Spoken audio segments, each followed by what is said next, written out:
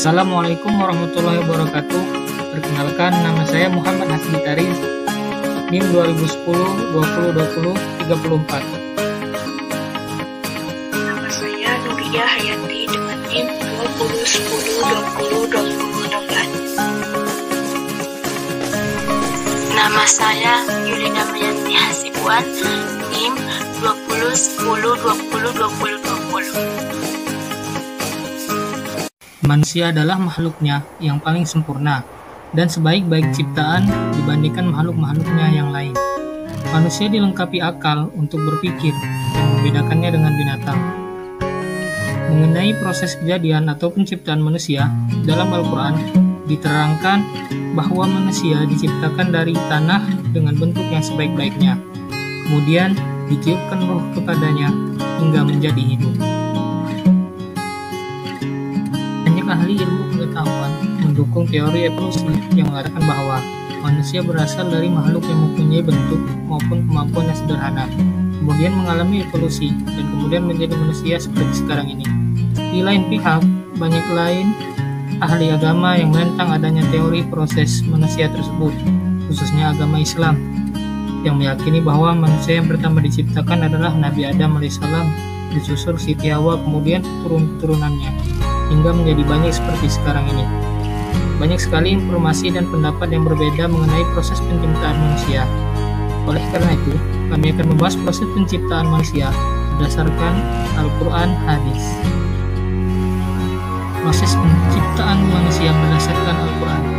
Keterangan tentang penciptaan manusia selanjutnya yang merupakan keturunan Nabi Adam alaihissalam juga dijadikan dari sari peti tanah. Dikatakan dalam surah Al-Mu'minun ayat 12-14 yang artinya, sungguhnya kami telah menciptakan manusia itu dari saripati tanah, kemudian kami jadikan saripati tanah itu menjadi suatu tetesan atau nutfah yang tersimpan di tempat yang aman dan kokoh. Kemudian tetesan nutfah itu kami olah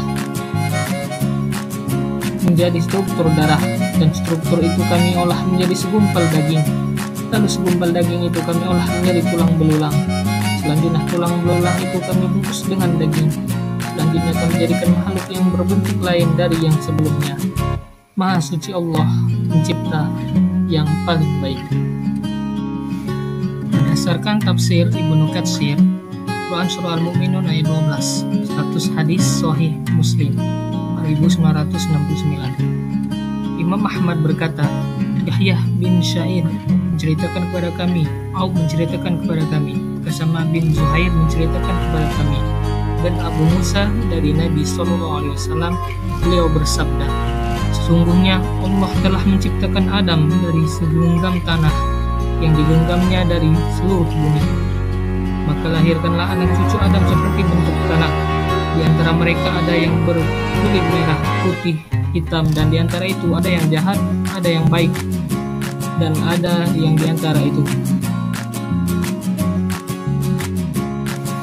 Quran Surah Al-Mu'minun ayat 13, status hadis Sahih At-Tirmizi 2955, Abu Dawud 4693, dan Ahmad Musnad 400, Sahih menurut Al-Albani, Sahih Jami' 1759. Dari Al-A'raj dari Abu Hurairah, ia berkata, Rasulullah SAW pernah bersabda, seluruh jasad anak Adam akan binasa kecuali tulang ekor.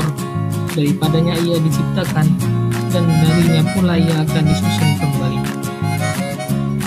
Quran Surah Al-Mu'minun ayat 14, status hadis Al-Bukhari 4654 dan Muslim 2393. Imam Ahmad berkata, Abu Muawiyah menceritakan kepada kami, Al-Ahmasi menceritakan kepada kami dari Zaid bin Muhammad, dari Abdullah yaitu Ibnu Mas'ud radhiyallahu anhu. Ia berkata, Rasulullah SAW telah menceritakan kepada kami, dan beliau adalah orang yang benar lagi dibenarkan. Sesungguhnya penciptaan setiap orang dari kalian dihimpun di dalam perut ibunya selama 40 hari. Kemudian dia menjadi alaqah sepotong daging. Selama itu pula kemudian menjadi mubadah segumpal darah. Selama itu pula kemudian diutuskan kepada seorang malaikat dan meniupkan kepadanya. Lalu diperintahkan untuk menulis 4 perkara, yaitu rezeki, ajalnya, amal perbuatannya, Dan apakah dia tergolong orang celaka atau orang yang bahagia? Ayat-ayat ini menunjukkan keagungan pemberian Allah dan menganjurkan manusia untuk memiliki sifat terpuji dan segala taklim. Selanjutnya, Allah menjelaskan bahwa semua itu berkesudahan pada suatu batas, yaitu hari kiamat pada hari kalian dibangkitkan dan dihisab atas amal yang telah kalian perbuat. Jika amal itu baik, maka balasannya pun baik, dan jika buruk, maka balasannya buruk pula. Selanjutnya, proses penciptaan keturunan Adam atau manusia pada umumnya. Yang pertama yaitu fase nutfah atau mani. Fase ini menggambarkan proses manusia yang diciptakan dari air mani. Fase ini juga merupakan awal penciptaan masing-masing individu manusia.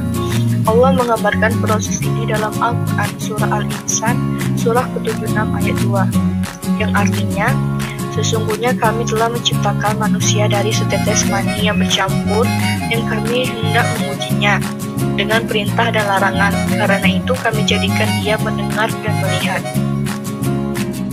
Kemudian fase mudghah atau segumpal daging. Fase selanjutnya setelah segumpal darah adalah mulainya janin pada rahim perempuan itu berbentuk sepotong daging. Fase ini mulai terlihat kira-kira pada minggu ketiga dari umur janin yang ada dalam rahim perempuan. Allah berfirman dalam Al-Quran Surah Al-Hajj ayat 5 yang menerangkan tentang fase mudghah ini. Dan selanjutnya fase tulang dan daging. Fase ini ditandai dengan mulainya perkembangan janin pada tahap selanjutnya. Daging yang semula pada tahap sebelumnya kini berubah menjadi tulang. Hal ini diinformasikan oleh ayat 14 dalam Al-Quran Surah Al-Mu'minun. Allah berfirman, yang artinya, kemudian air mani itu kami jadikan segumpal darah, lalu segumpal darah itu kami jadikan segumpal daging, dan segumpal daging itu kami jadikan tulang belulang. Lalu, tulang belulang itu kami bungkus dengan daging. Kemudian kami jadikan dia makhluk yang berbentuk lain, maka Maha Suci Allah pencipta yang paling baik. Fase ini terjadi kira-kira pada minggu kelima dan keenam umur janin. Pembentukan tulang dan pertumbuhan mengalami kemajuan pada minggu-minggu ini. Fase terakhir yaitu fase makhluk berbentuk lain. Fase ini merupakan rentanan dari fase-fase yang dilewati proses penciptaan manusia sebelumnya. Peniupan ruh pada janin menandai puncak dari fase persiapan jasmani pada janin. Fase inilah yang dikatakan sebagai fase makhluk berbentuk janin. Peniupan ruh kepada janin dijelaskan oleh Allah dalam Al-Quran Surah Al-Sajdah ayat 9 dan Al-Quran Surah As-Sad ayat 72. Allah berfirman dalam Al-Quran Surah Al-Sajdah ayat 9, yang artinya kemudian dia menyempurnakan dan meniupkan ke dalamnya roh ciptaannya, dan dia menjadikan bagi kamu pendengaran, penglihatan, dan hati, tetapi kamu sedikit sekali bersyukur. Penafsiran hadis menurut Imam Nawawi, Ibnu Mas'ud berkata, sedangkan beliau berkata benar dan selalu dibenarkan. Maksudnya Ibnu Mas'ud memberikan kesaksian kepada Allah bahwa beliau Sallallahu Alaihi Wasallam adalah seorang yang jujur atau benar apa yang dikatakan dan selalu dibenarkan. Sabda Nabi yang artinya dihimpun menciptaannya di dalam perut ibunya, ada kemungkinan yang dimaksud di sini adalah disatukannya sperma laki-laki dan wanita, lalu dari keduanya diciptakan anak. Ini adalah seperti firman Allah, dia manusia diciptakan dari air